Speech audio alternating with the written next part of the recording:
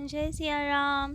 तो कल तक हमने अपने कथा रसिक श्री सीताराम जी को श्रवण कराया कर्माबाई जी का चरित्र कि किस तरह कर्माबाई जी के जीवन में तो बहुत ही संकट का आभास हो रहा है। माता पिता का देहांत हो गया, पति भी नहीं रहे। देखा जाए लौकिक दृष्टि से तो बिल्कुल अकेली रह गई वे संसार में, बहुत दुखी हो गई। लेकिन ठाकुर जी कभी अपने भक्तों को अकेला नहीं छोड़ते। तो लौकिक दृष्टि से तो वे अकेली हो गई, लेकिन ठाकुर जी तो कभी साथ नहीं छोड़ते। ठाकुर जी अपने भक्तों के सदा सर्वदा साथ रहते हैं, कभी दुखी नहीं होने देते उन्हें। ये जो लीलाएं भी होती हैं तो केवल इसीलिए कि हम ठाकुर जी के और करीब जा पाएं, उनसे और प्रेम कर पाएं, उनकी याद और आ पाए। वरना ज़्यादा सुख में रहेंगे तो ठाकुर जी को ही भूल जाएंगे। तो इसीलिए कुछ लीलाएं हो जाती हैं, कई बार प्रारब्धवश, कई बार ठाकुर जी की इच्छावश। तो अब कर्माबाई जी का जीवन निर्वाह तो ऐसे ही हो रहा था। गैया की सेवा करती थी और बस ठाकुर जी का सुमिरन करती थी। एक बार की बात, अब उन्हें बहुत याद आए, क्योंकि ठाकुर जी की सेवा की आदत थी बचपन से, उन्हें भोग लगाना, उनसे बातें करना। लेकिन अब कुछ नहीं हो पा रहा था, भक्ति में भी बाधा आ रही थी संसार की वजह से। तो क्या किया जाए, बहुत दुखी हुई कि ऐसे जीवन का ही क्या लाभ जिसमें ठाकुर सेवा ही ना हो, क्या करेंगे ऐसा जीवन जीकर। तो इतनी दुखी हुई कि नदी की ओर चलने लगी। कई जगह आता है कि केवल गैयाओं को स्नान कराने गई थी और स्वयं भी स्नान करने गई थी, लेकिन कहीं कहीं पे लिखा गया है कि नहीं, वे तो नदी में डूबकर प्राणों का अंत करने गई थी। जो भी हो, नदी के समीप गई स्नान करने के लिए। तो जैसे ही वहां डुबकी लगाई तो उनके पैर से कोई वस्तु टकराई। तो कर्माबाई जी ने देखा झुककर कि क्या है। जैसे ही देखा तो एक ठाकुर जी की मूर्ति, विग्रह, परंतु खंडित। जैसे कि विग्रह खंडित हो जाते हैं और लोग नदी में बहा देते हैं, तो वैसे ही किसी ने बहा दिया होगा और वो इनके पास आके टकराई।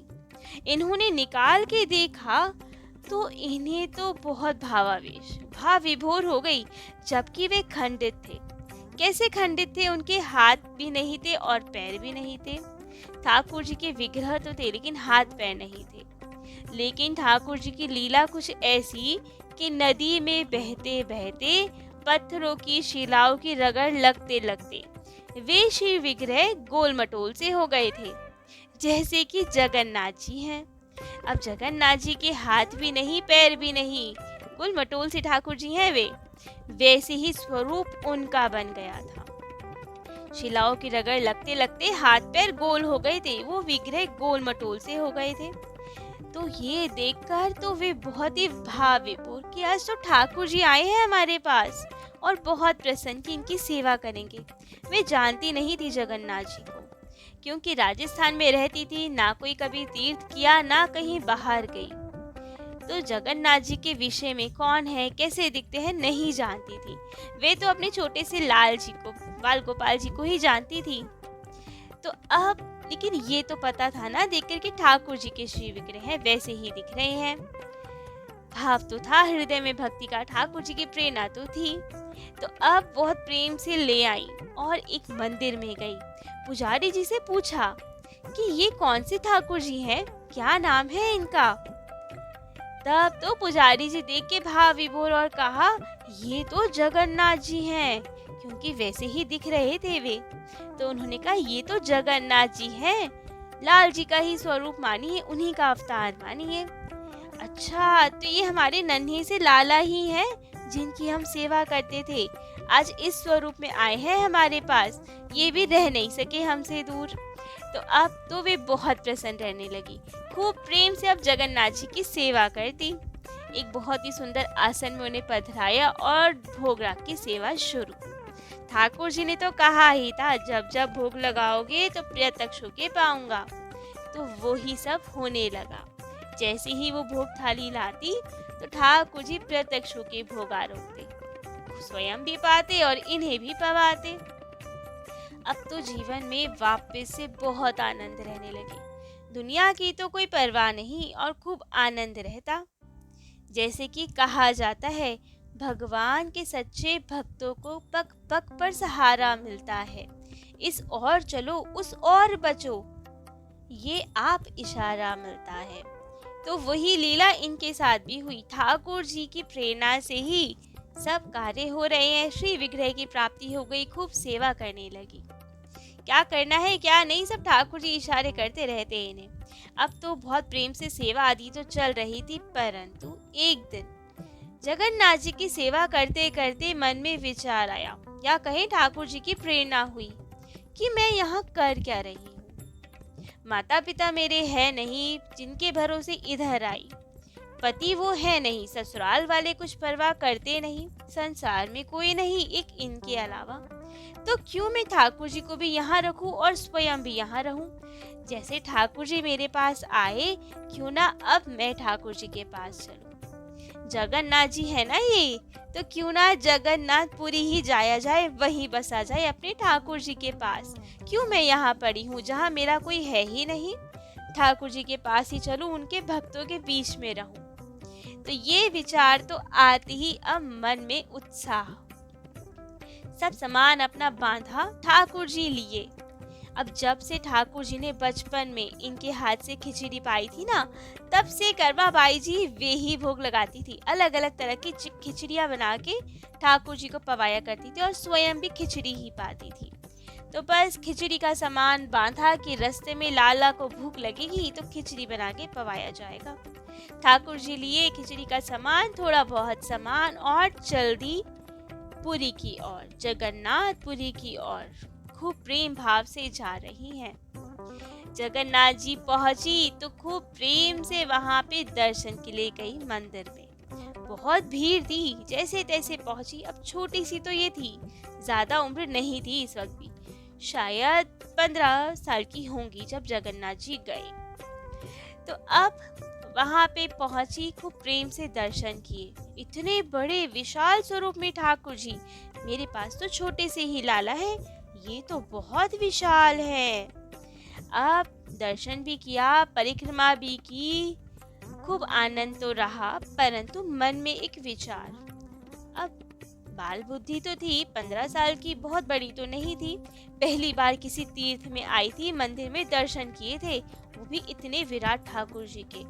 तो मन में विचार आया, क्या ये ठाकुर जी और मेरे ठाकुर जी में कोई भेद है?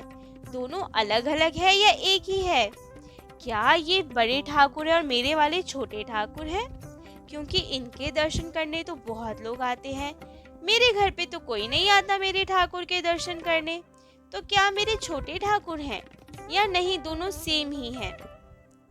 अब तो वो भोलेपन में, बालपन में ये सब विचार चल रहे हैं कि दोनों में भेद है क्या, ये दोनों एक ही हैं। तब तो ठाकुर जी की लीला हुई। इन्हें बड़े से जगन्नाथ जी के स्वरूप में अपने छोटे लाला ही दिखाई दिए। ऐसी अनुभूति हुई कि ये और वो दोनों अलग नहीं है, एक ही है। तब तो बहुत प्रसन्न हुई। अच्छा, दोनों एक ही हैं, लेकिन वो बड़े मंदिर में बैठे हैं तो बड़ा स्वरूप लेके बैठे हैं, और मेरे वाले छोटे मंदिर में बैठते हैं तो छोटा स्वरूप लेके बैठते हैं। मतलब लीलाधारी है, ये तो बहुरूपिया है, बार बार रूप बदल देते हैं अपना। बहुत प्रसन्न हुई और सोचा, जब दोनों एक ही हैं तो क्यों इतना धक्का मुक्की करके मंदिर में आया जाए। वहीं घर पे रहेंगे, खूब प्रेम से अपने ठाकुर जी को भोग लगाएंगे, ध्वजा का दर्शन कर लिया करेंगे, मंदिर रोज रोज नहीं आया करेंगे। क्यों भीड़ में आना इतना, जब दोनों एक ही हैं तो बस ये निश्चय कर लिया। मंदिर के प्रति अभाव या कुभाव नहीं था, लेकिन बात ये थी कि दोनों ठाकुर जी एक ही हैं, तो क्यों ही यहाँ आया जाए, घर में ही दर्शन हो जाएंगे। तो अब तो कर्मा बाई जी अपने घर में ही खूब सुंदर खिचड़ी बनाती, अपने प्यारे से लाला अपने ठाकुर जी को पवाती, और फिर बाहर जगन्नाथ मंदिर के बाहर जितने साधु महात्मा होते, दोने में भर भर कर सबको वो प्रसाद बांटती। अब तो जो जो उनका वो खिचड़ी प्रसाद पाता, वे तो धन्य हो जाता, भाव विभोर हो जाता, क्योंकि बहुत ही प्रेम भाव से बनाया करती थी और लाला स्वयं प्रकट होके पाते थे।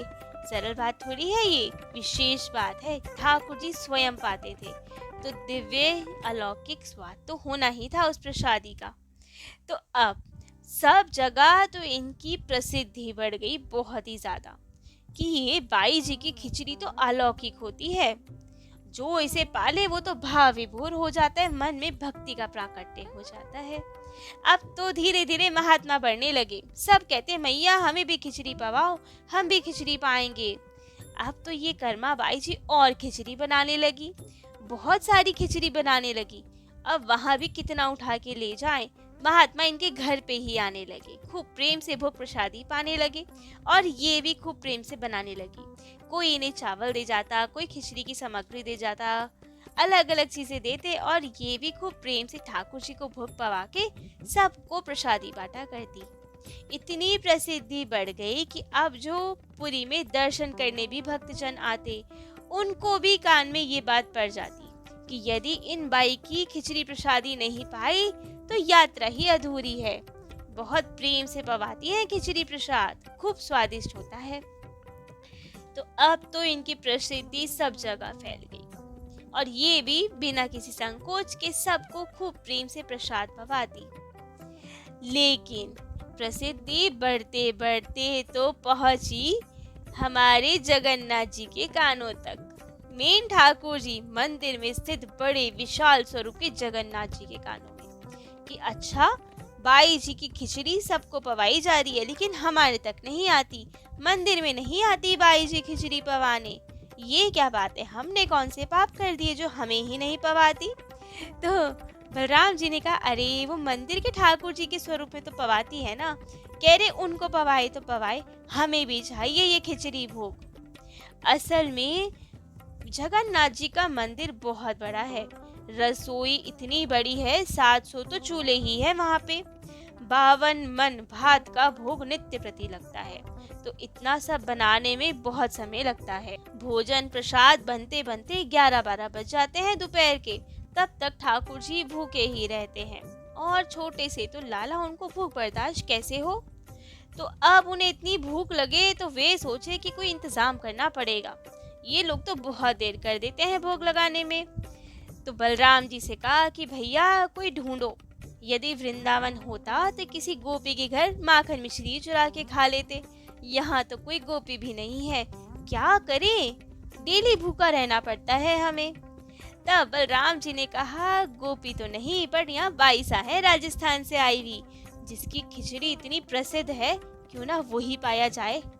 तब तो जगन्नाथ जी, बलभद्र जी और सुभद्रा जी गए कर्मा बाई जी के यहाँ और कहा कि मैया हमें भी तो प्रसाद पवा दिया करो कभी। अब तो कर्मा बाई जी पहले अपने ठाकुर जी का भोग लगाएं और फिर इन्हें पवाएं और पूछा अरे मंदिर में इतनी बड़ी रसोई तब भी तुम इतने भूखे कैसे हो, भोग नहीं मिलता क्या। तब जगन्नाथ जी ने तो बड़े रुआ से मुंह से कहा कहाँ मिलता है मैया, 11-12 बजे मिलता है, सुबह के जगे होते हैं हम मंगला में, कुछ नहीं मिलता हमें, भूखे ही रहते हैं हम तो, आप ही पवा दिया कीजिए हमें रोज खिचड़ी, रोज आ जाए करेंगे हम।